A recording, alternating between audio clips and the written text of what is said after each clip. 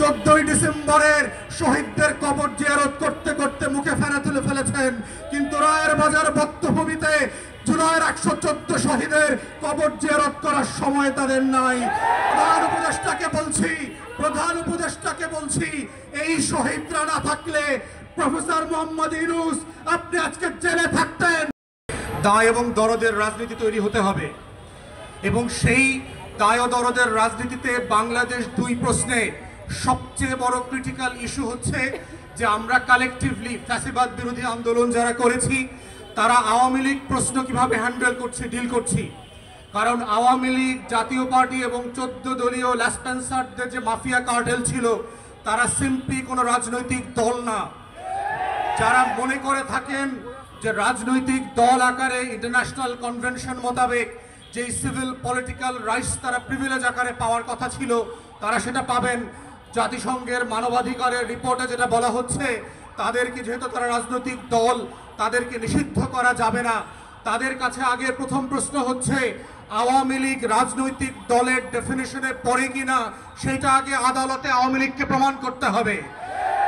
যদি জনতার আদালতে, বাংলাদেশের গণঅভ্যুত্থান পরবর্তী বাংলাদেশ 2-এর আদালতে এবং বিচারিক আদালতে আওয়ামী লীগ প্রমাণ করতে পারে যে তারা রাজনৈতিক দলের সংজ্ঞা, সকল সংজ্ঞা পূরণ করেন, অনলি দেন তাদের রাজনীতি থাকার প্রশ্ন দ্বিতীয় প্রশ্ন আকারে আসবে। কিন্তু আমাদের কাছে গণঅভ্যুত্থানের যেই রিপোর্ট মানবাধিকারের দপ্তর থেকে এসছে, জাতিসংঘের কাছ থেকে, এটা খুব প্রচ্ছন্নভাবে পরিষ্কার। 45-এ যেই যুক্তিতে এবং যেই কারণে জার্মানিতে নাৎসিদেরকে নিষিদ্ধ করা হয়েছিল, ফ্যাসিস্টদেরকে ইটালিতে নিষিদ্ধ করা হয়েছিল, ফ্রাঙ্কোর দলকে নিষিদ্ধ করা হয়েছিল, দক্ষিণ আমেরিকার প্রত্যেকটা গণঅভ্যুত্থানের বিপক্ষের শক্তিকে নিষিদ্ধ করা হয়েছিল, কঙ্গো এবং বুরুন্ডিতে সেই লাল কার্ল মার্কসের খ্রিস্টান মিলিশিয়াদেরকে নিষিদ্ধ করা হয়েছিল, জঙ্গি ট্রিপল এক্সকে যেইভাবে ক্লু ক্লাক্স ক্লানকে আমেরিকাতে নিষিদ্ধ করা হয়েছে, এবং যে একই কারণে আওয়ামী লীগ নামক কোন এন্টিটির রাজনৈতিক দল আকারে কোন সুবিধা পাবার কোন সুযোগ 24-এর গণঅভ্যুত্থানের পরে স্বাধীন বাংলাদেশে আর থাকতে পারে না। অতএব 1400 শহীদের রক্ত দিয়ে দেয়ালে দেয়ালে আওয়ামী লীগের ভবিষ্যৎ লেখা হয়ে গেছে। ওই ভবিষ্যৎ কোন কালো কালি দিয়ে মুছে দিয়ে আবার নতুন করে লেখবার প্রয়োজন হবে না। তাই প্রশ্ন হচ্ছে আওয়ামী লীগ প্রশ্ন আমরা কিভাবে ডিল করব, এটাই হচ্ছে সম্মিলিত সিদ্ধান্তের জায়গা। এবং প্রধান উপদেষ্টার সাথে আমরা যখন দেখা করেছি বারবার বলেছি 4টা গণ তদন্ত কমিশন গঠন করবার জন্য। তার ভিতরে আজকের ইনকিলাব মঞ্চ যাদের কথা বলছে, যাদের দাবি নিয়ে আজকে হাজির হয়েছে, তাদের প্রত্যেকের ব্যাপারে আমরা বলেছি শাপলার গণহত্যার জন্য গণতদন্ত কমিশন করতে হবে, পিলখানার গণহত্যার জন্য গণতদন্ত কমিশন করতে হবে। কিন্তু আমরা দুঃখজনকভাবে দেখলাম পিলখানার থেকে দায়িত্ব এড়িয়ে একটা প্রজ্ঞাপন দিয়ে যে কমিশন দেওয়া হয়েছে তার ক্ষমতা খর্ব করা হয়েছে। সে মামলার প্রশ্ন আলোচনা করতে পারবে না, কোনো ফাইল রিকল করতে পারবে না, সাক্ষীদেরকে তদন্ত করতে পারবে না। ঠিক এইভাবে একই চক্রান্ত করে একটা আইওয়াশের কমিশন দিয়ে বাংলাদেশে আবার নতুন ষড়যন্ত্র হচ্ছে। যারা 2009 সালে আমার স্বাধীনতা সার্বভৌমত্বের 2টা ফোর্সকে এট এ টাইম ধ্বংস করে দিয়েছে, তাদেরকে বিচারিক আদালতের মাধ্যমে, কমিশনের মাধ্যমে বাঁচিয়ে দেবার নতুন ব্লু কলার ক্রাইমের শুরু হয়েছে। এই কমিশনকে দায়িত্ব খর্ব করে যেটা করা হয়েছে সেটাকে আমরা প্রত্যাখ্যান করছি এবং আমরা বলছি নতুন করে প্রজ্ঞাপন দিয়ে তার টার্মস অফ রেফারেন্সকে রিভাইজ করতে হবে এবং গণ তদন্ত কমিশনের ফর্মে নিয়ে আসতে হবে। আমরা তৃতীয় বলেছিলাম বাংলাদেশে গুম, খুন, আয়নাঘর থেকে শুরু করে গত 16 বছরে যেই রাষ্ট্রীয় মদদে খুন খারাপির রাজত্ব কায়েম করা হয়েছিল সেটার জন্য গণতদন্ত কমিশন করতে হবে। ঠিক একইভাবে দেখলাম একটা গুম কমিশন করা হয়েছে যার ক্ষমতা নয়, যাকে অযোগ্য লোক দেওয়া হয়েছে, পাবলিকলি সাফিসিয়েন্টলি ম্যান পাওয়ার দেওয়া হয় নাই। গণতদন্তের যে ফর্ম আমরা বলেছি, যে কাঠামো প্রস্তাব করেছিলাম সেই কাঠামো পর্যন্ত দেওয়া হয় নাই। ঠিক একইভাবে প্রধান উপদেষ্টাকে আমরা বলেছিলাম জুলাই আগস্টের গণ অভ্যুত্থানকে ঘিরে একটা গণতদন্ত কমিশন করেন এবং আমরা এটার ফরম্যাট পর্যন্ত একাধিক উপদেষ্টাকে দিয়েছি। 14ই ডিসেম্বরের শহীদদের কবর জিয়ারত করতে করতে মুখে ফেনা তুলে ফেলেছেন, কিন্তু রায়ের বাজার বধ্যভূমিতে জুলাইয়ের 114 শহীদের কবর জিয়ারত করার সময় তাদের নাই। প্রধান উপদেষ্টাকে বলছি এই শহীদরা না থাকলে প্রফেসর মোহাম্মদ ইউনূস আপনি আজকে জেলে থাকতেন।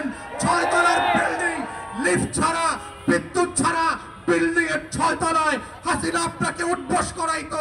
সেই দিনের কথা ভুলে যাবেন না। আপনার মামলাগুলো আজকে আদালত দিয়ে নাই করে দিয়েছেন। এই নাই করার রাজনীতি হইতো না, আপনার মামলা চলতো। যাদের রক্তের কারণে আজকে আপনি বেকসুর খালাস, যাদের রক্তের কারণে আপনি প্রধান উপদেষ্টা হয়েছেন, তাদের রক্তের বদলা যদি না নেন আপনাকে আগামী দিনের মানুষ ক্ষমা করবে না। বাঙালির চরিত্র বুঝতে হবে। তারা প্যারিস থেকে এসে এদের নায়ক যেভাবে বানাইতে পারে, তারা মির্জাফরের মতো খলনায়ক বানাইতে পারে। এই রক্ত দেওয়া শহীদ পরিবারের এই ইতিহাস ভুলে যাবেন না। তাই আমাদের বক্তব্য হচ্ছে গণতদন্ত কমিশনের মধ্য দিয়ে আওয়ামী লীগ প্রশ্ন রিজলভ করেন। এবং আমরা বারবার বলেছি বিভিন্ন প্রেসে এবং টকশোতে কি অপশন হতে পারে। প্রথম অপশন হচ্ছে নাৎসি মডেলে আপনি আউটরাইট আওয়ামী লীগ, জাতীয় পার্টি এবং 14 দলকে নিষিদ্ধ করে দেবেন। দ্বিতীয় অপশন হচ্ছে যদি ট্রুথ অ্যান্ড রিকনসিলিয়েশন ফর্মে যান সাউথ আফ্রিকার মডেলে, তাহলে কাদের বিচার করবেন, কোন অপরাধের বিচার করবেন, আর কাদেরকে তওবা কমিশন করে হেফাজতের আলেমদের সামনে ক্ষমা চাওয়া মাফ করাইতে হবে, সেইটা আলাদা করতে হবে। তাদেরকে আওয়ামী লীগ যেহেতু আমাদেরকে 3টা নির্বাচন থেকে বঞ্চিত করেছে, তার রাজনীতি নিষিদ্ধ না হলেও আগামী 3টা নির্বাচনকে আওয়ামী লীগ এবং জাতীয় পার্টিকে ন্যায্যতার ভিত্তিতে বঞ্চিত করতে হবে। কারণ সেই জাতিকে নির্বাচন করতে দেয় নাই, ভোট দিতে দেয় নাই। আওয়ামী লীগের কোন পদস্থ নেতা ওয়ার্ড ইউনিয়ন থেকে শুরু করে যারা এমপি মন্ত্রী হয়েছে গত 16 বছর, তারা বাংলাদেশে আর কোনোদিন রাজনীতি করতে পারবে না। ঠিক এইরকম শর্ত করে গণতদন্ত কমিশনের মাধ্যমে প্রয়োজনে গণভোটে দিয়ে আওয়ামী লীগ, জাতীয় পার্টির প্রশ্ন ন্যায্যতার ভিত্তিতে সমাধান করবার মধ্য দিয়েই আজকের এই শহীদদের বিচার ফয়সালা হইতে হবে। আজকের ইনকিলাব মঞ্চে এসে যেইভাবে শহীদরা তাদের বক্তব্যের কথা বলছে, সেই উন্মুক্ত শুনানিতে যেটা পিটিভি লাইভ সম্প্রচার করবে, সেখানে শহীদ পরিবার এসে তার গল্পের কথা বলবে, তার কষ্টের কথা বলবে, তার আকাঙ্ক্ষার কথা বলবে। আগামী দিনে আওয়ামী লীগের রাজনীতি থাকবে কি থাকবে না, সেই কথা 1400 শহীদ পরিবারকে সিদ্ধান্ত নিতে হবে।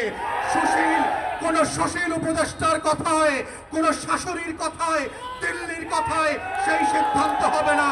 আমাদের বক্তব্য খুব পরিষ্কার।